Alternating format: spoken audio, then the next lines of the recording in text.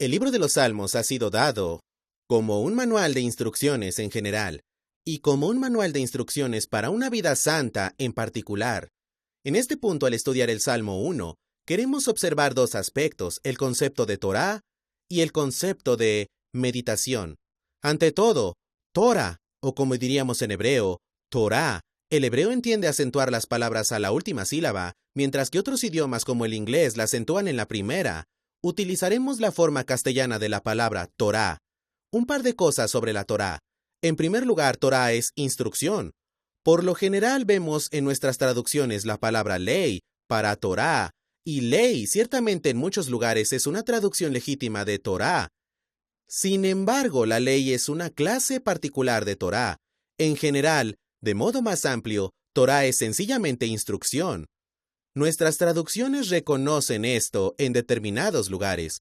Por ejemplo, si nos dirigimos al Salmo 78, versículo 1, dice: «Escucha, pueblo mío, mi Torah, inclinad vuestro oído a las palabras de mi boca».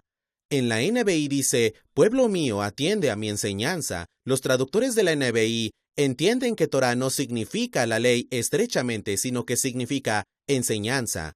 Otro buen ejemplo es Proverbios 1:8. Si leemos Proverbios 1:8, encontramos algo similar. En Proverbios 1:8 dice: «Oye, hijo mío, la instrucción de tu padre, y no desprecies la Torá de tu madre». Instrucción del padre, Torá de la madre. De nuevo, la NBI traduce Torá como enseñanza, por lo que las traducciones más actuales reconocen que enseñar instrucción es el significado general de la palabra hebrea Torá. Así que Torá es instrucción. Ahora bien, los lectores originales del libro de los Salmos, cuando leían: «En Torá del Señor está su delicia, y en su Torá medita de día y de noche», ¿qué pensaban? ¿A dónde acudirían para encontrar esta Torá del Señor? ¿Dónde se encontraba esta Torá o instrucción? Se encontraría en dos lugares en particular, y el primero de ellos es en los 5 libros de Moisés. Cuando los lectores originales del libro de los Salmos, en su forma acabada, digamos alrededor del 400 a.C., en los días de Esdras y Nehemías, cuando leían Torá del Señor, pensarían de inmediato en los 5 libros de Moisés. Entonces, ¿por qué digo esto?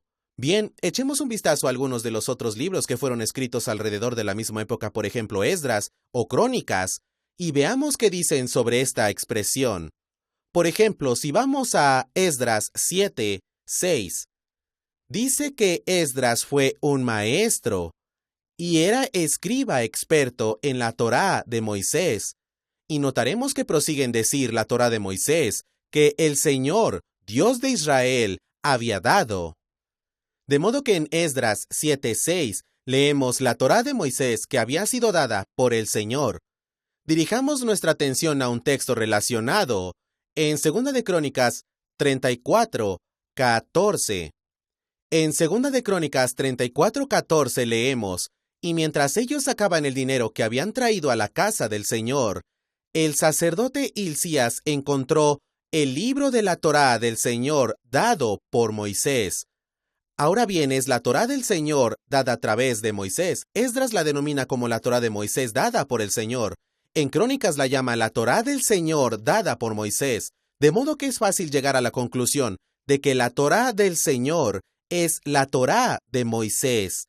La Torá del Señor se refería originalmente a los 5 libros de Moisés.